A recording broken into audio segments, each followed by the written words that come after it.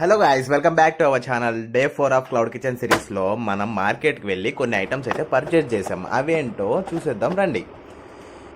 శాండ్విచెస్కి and బర్గర్స్కి cardboard box అయితే తీసుకొచ్చేసాను. And sandwich box fold చేస్తుంటే అది ఈజీగానే ఉంది, బట్ బర్గర్ బాక్స్ ఫోల్డ్ చేస్తుంటే మామూలుగా లేదనమాట. దోల తీరిపోయింది నాకు.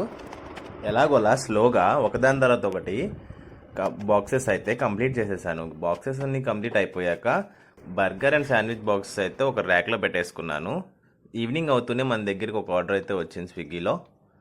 ఐటమ్స్ వచ్చేసి cheesy veg sandwich plus fries, cheesy bread omelette ఒకటి, and double egg Maggi, veg mayo dip అయితే పెట్టేశారు కస్టమర్.